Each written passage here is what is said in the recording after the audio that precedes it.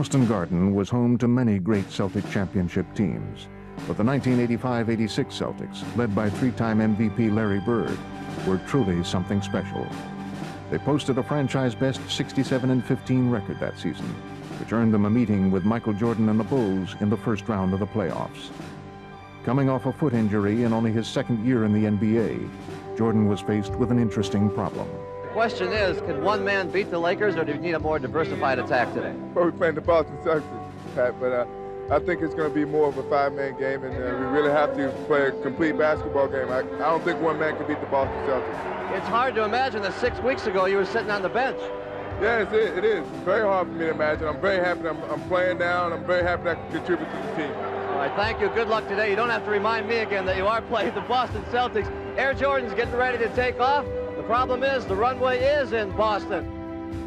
When Michael would get in those zones, he'd want the ball more than anything else. Everyone else would want him to have the ball. His teammates took note of his focus in the locker room before the game and sensed he was intent on doing something big, maybe even the impossible, defeating the mighty Celtics in Boston Garden, all by himself. Going baseline.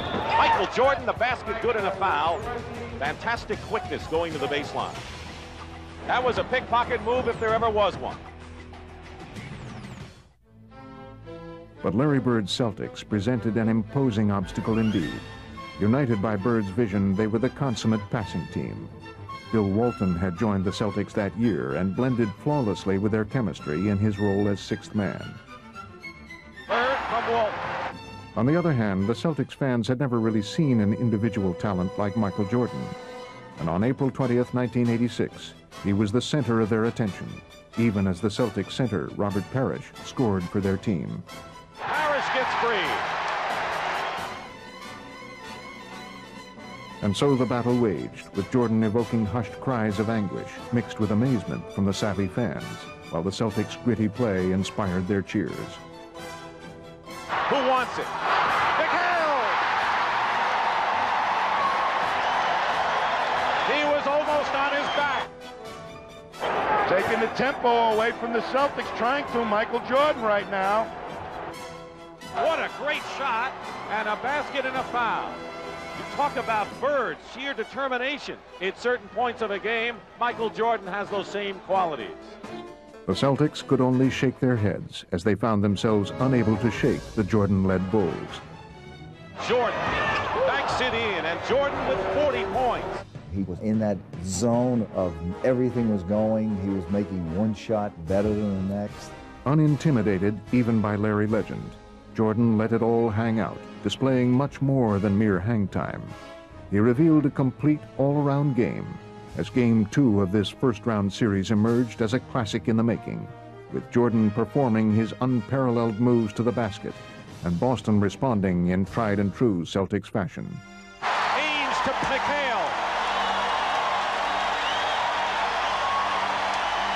Clock running down, 3 seconds, three-point shot, no good. And a foul, late sweep. A foul against Kevin McHale has been called by Middleton, with no time showing on the clock. Kevin McHale can't believe it. In one of the first tests under pressure of his career, Michael Jordan showed all the poise of a veteran as he calmly stepped to the line and sank crucial free throws. He can tie it up here and send the game in overtime. No time remaining. And this is pressure. Overtime in Game 2 of our best-of-5 first-round NBA playoff. And the Chicago Bulls are trying to do what only the Portland Trail Blazers have done so far this year, beat the Celtics in Boston. Long range, Jordan hits it, 56 for Jordan. And that ties the Chicago Bulls all-time leader, Bob Love. Jordan goes up with a shot and hits it, and has 61 points to tie Elgin Baylor's all-time single-game playoff record that he established against these Celtics. Jordan ties the game. Oh, boy. 63 points, and you're looking at an all-time record. Oh, boy. Michael Jordan.